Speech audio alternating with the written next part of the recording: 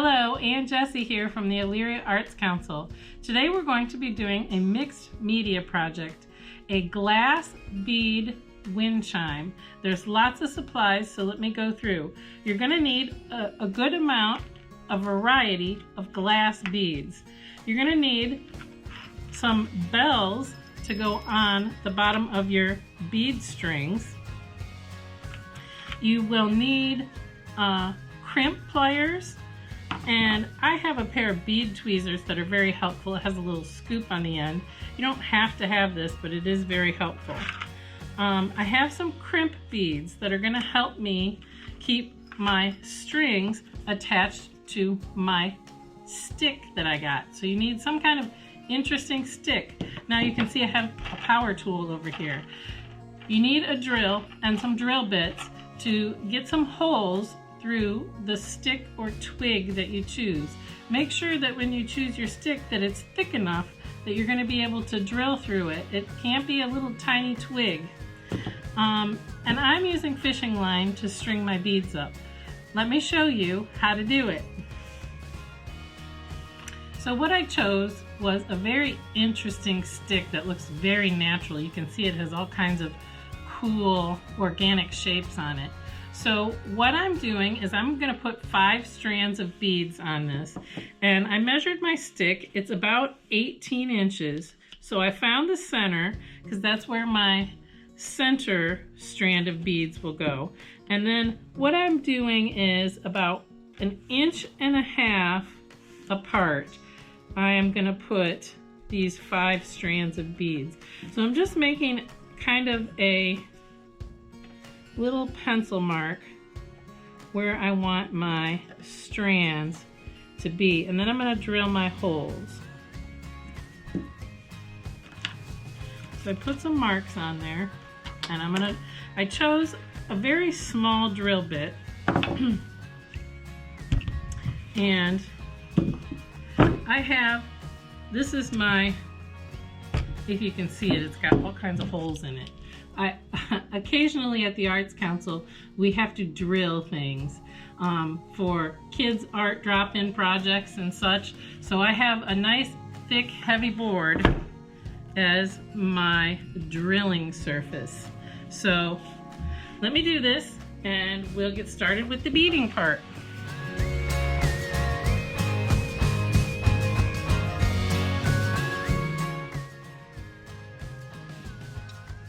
So I got my holes in the top of my stick. I'm not sure if you can see them. Once I started drilling holes, I decided that 5 probably wasn't going to be enough. Visually, it looked like the stick was going to be a little empty, and I didn't want to cut my stick again because I chose it for its uniqueness. So I decided to put 7 strands of beads and 7 little bells on this. Now what I'm going to do is I'm going to have them hanging at various lengths. And I'm going to choose to have each strand be a different color. Of course, you can do your bead choosing any way that you want, but the way that I'm going to start is by attaching my little bell to the bottom so that my beads don't slide off while I'm working, slide off the other end. So I decided that my first strand, I wanted it to be red, and that it should hang about 1.5 feet off the stick. So I cut a generous 2.5 feet of fishing line. I'm not even sure you can see it, but it's got a brown tint to it. So what I'm going to do is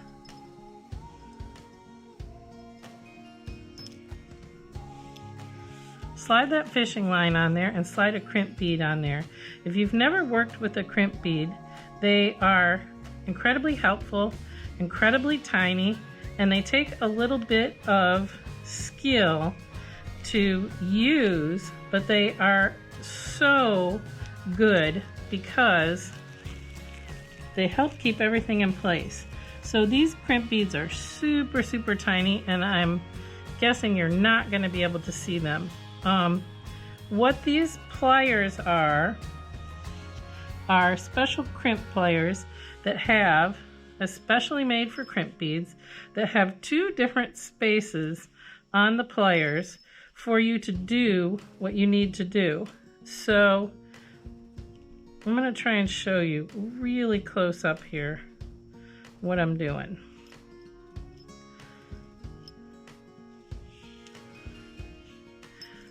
I have a long end of my fishing line and a shorter end. And what I did was I slid that crimp bead over both ends. And your crimp pliers have a section right here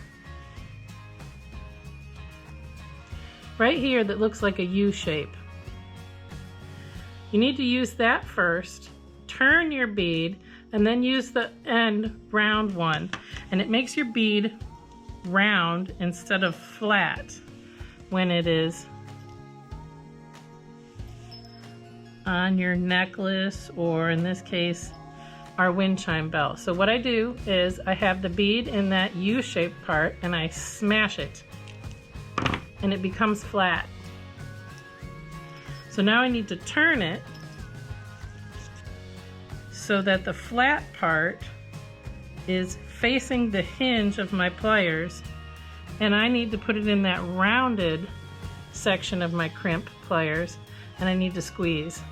And it'll make that crimp bead round again, so that if you are making a necklace or a bracelet, you don't want the wearer to have that flat crimp bead scraping on their skin. So it makes that crimp bead round again, so that it is not an irritant for the person who is wearing the jewelry. But it's a great stopper. It's very strong, and this isn't going to come apart. So that's why I'm using it for this project. So what I did was decided to make my first strand a red strand. So what I want to do is I don't want to pay attention to a pattern too much. I have a whole bunch of beads that do not have a match, so they don't have a pair that I could make a pair of earrings out of. I'm also going to use some silver beads and some clear or white beads that are kind of a neutral in this strand, so that I'm not overwhelmingly red. So I'm going to choose some see-through or frosted, opaque beads, anything that adds a little bit of variety to this, and I am going to start stringing. Now, if you have a real thin, flexible fishing line, you could use a bead needle. I don't ever use a bead needle because I think that the fishing line is strong enough to act as a needle. So what I'm going to do starting out is I want to start with something rather small so that my crimp bead will stop it. In other words, I don't want the bead to slide over the crimp bead.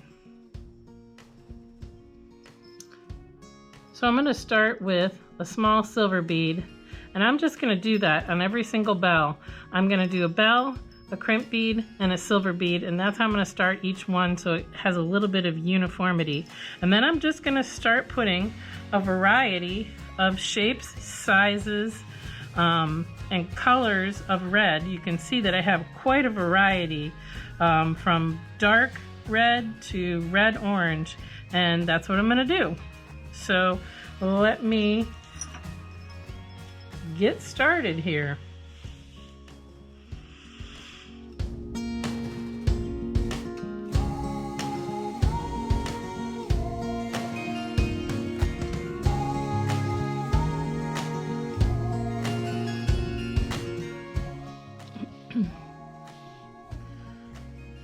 So as I'm working along here, what I'm doing is making some decisions on alternating colors. You can see that I have quite a variety of reds here, from a deep, deep dark ruby red on up to a lighter red. So I'm also alternating those neutral clear, and silver beads.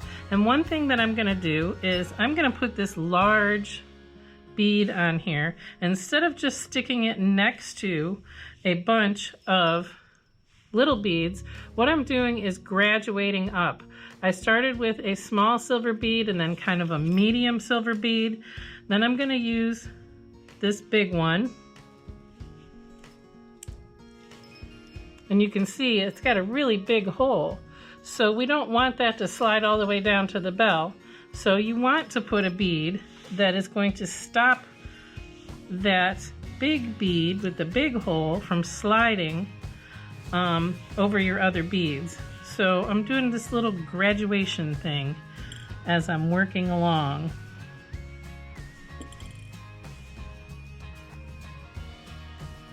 Also, when I started this, I had a tail from doing my crimp bead.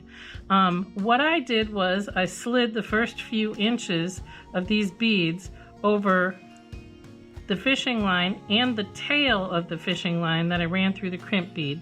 To me, this makes your makes it a little sturdier, so that if by chance something should get loose and slide out of that crimp bead, you've got a big long tail and it may not do that. It's just kind of a little insurance that I do. So I'm going to keep working, and I'm going to make some different colored strands, and if I have a little update, I'll update you as I'm working. And then I'll show you how to get together.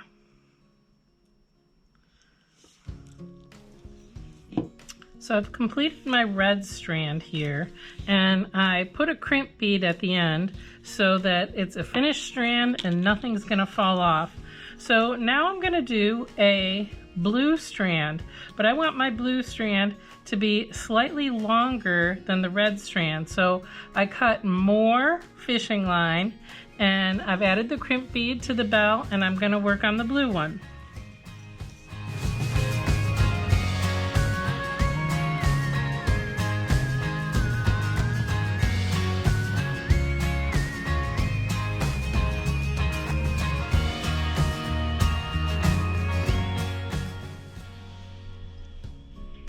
So I've completed all my beading for my strands, and when I had about 4 strands done, I started lining them up underneath the stick that I chose about where the holes should be, so I could see whether they were going to hang at an irregular level.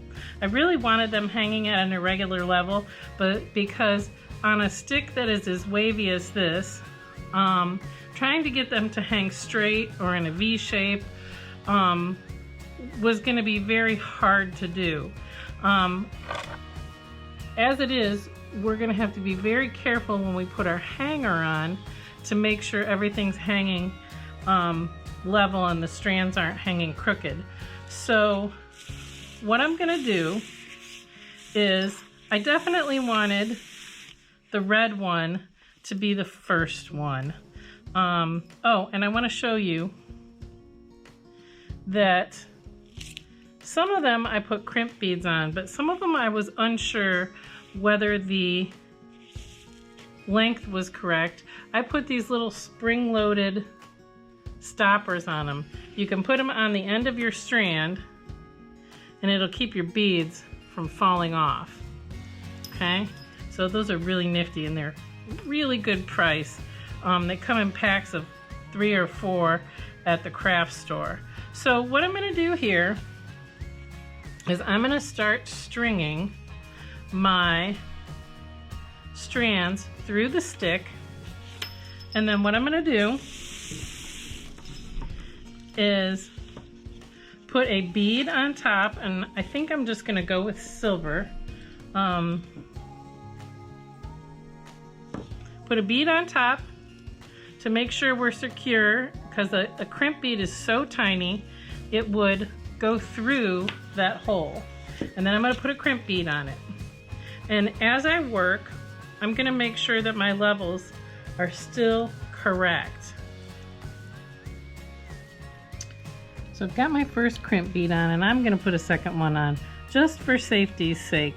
If one of them should crack or fail, because you are really smashing these beads, these little crimp beads, when you are using the pliers, I am going to put 2 on. I'm doing a project that is very time consuming, even like a 3-strand necklace or something like that. The crimp beads are real tiny, and I know that the necklace is heavy. I'll put 2 on. So I'm gonna get these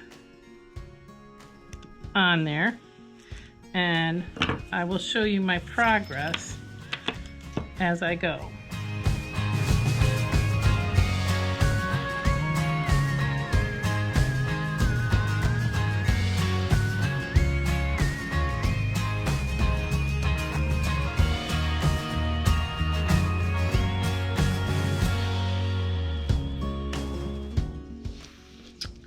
So one thing I'm doing as I'm working here is, if the levels aren't correct, I am adding beads.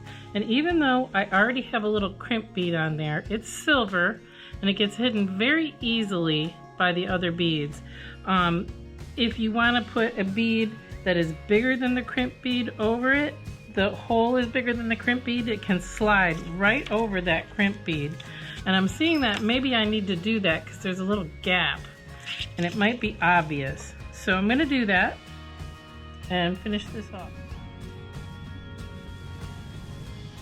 I've got all of my bead strands at a level that I like, and I have them connected to my stick. Now, one thing that I want to tell you is, before I cut the fishing line, after I put the crimp beads on, I always do a little crimp bead test.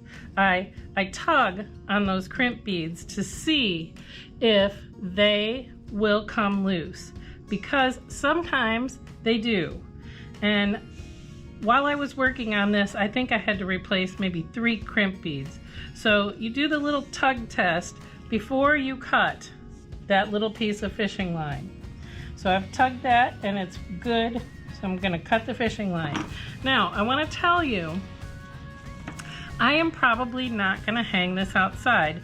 I will probably hang it in front of a window as kind of a sun catcher, and then when I open that window and get a little breeze, then the bells will tinkle. So that's why I used crimp beads.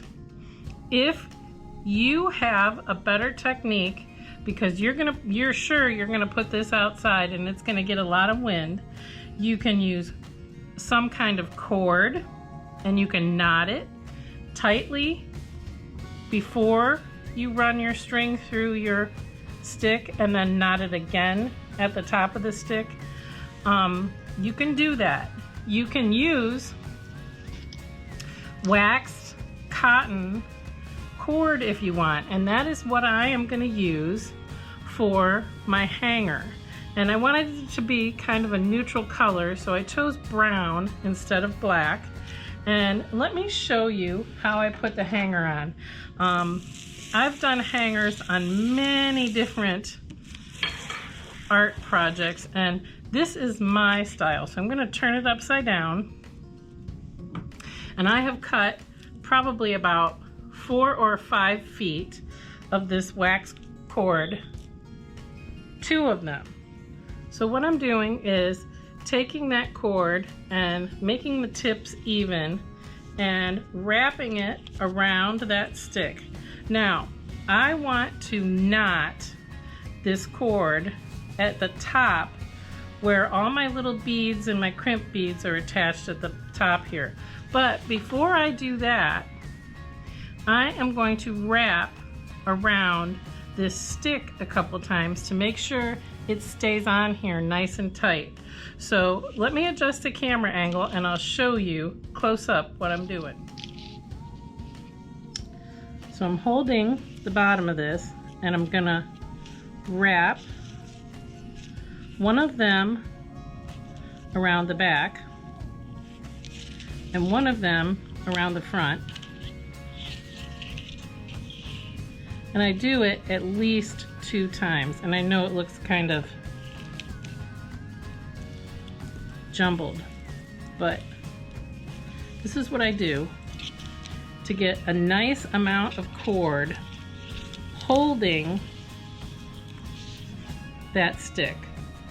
Okay, and so then I'm going to pull out my strands and make sure that they are nice and even all the way to the end. And here's where it gets tricky and you almost need 3 hands. What you need to do is make a knot. And what I do is I take both strands, wrap it around my finger, put both cut ends through, and I am holding really tight all this wrapping that I did around the stick, and I'm gonna push that knot really tight down to the stick so that it stays on there. Now, sometimes if I'm not sure that it is gonna stay put, I'll put a little dot of tacky glue or something underneath where it's not gonna be seen, or I'll put tacky glue on the stick before I do the wrapping, which then gets very sticky. So do whatever you think is best. So I'm gonna do the other side and I'm gonna finish it off.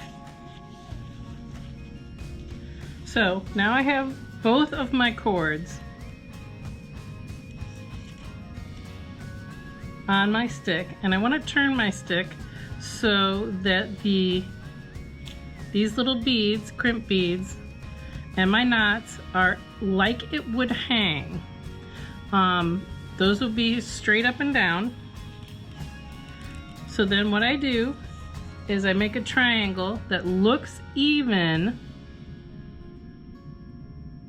and then I make a double knot at the top. First though, what I'm gonna do is I'm gonna make a very loose knot on this cotton cord, one that I can take out if it's not right, so that I can adjust it. So I've got a knot here. You can see my cord's a little loose here.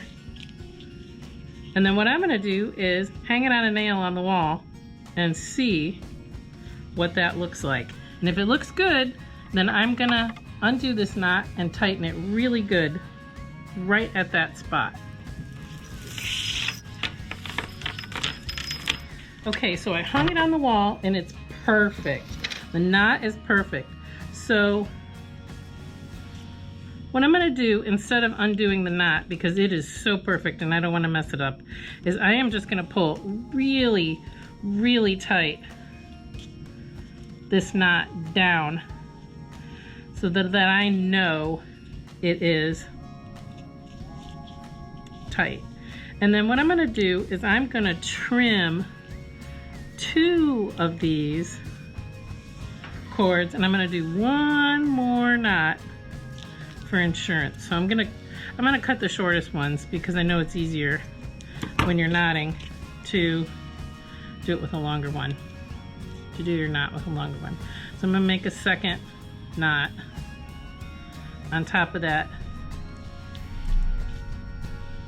and we've got a finished product. I can tell you this was a lot of fun to do. And originally I didn't intend on doing 7 strands of beads. I originally intended to do 5. I think it's very pretty, but if you wanted to start on the smaller scale, you could start with 3 on a smaller stick. You could do 5 on a medium-sized stick, or you could do 7 like I did. It's up to you. I am definitely going to do this project again.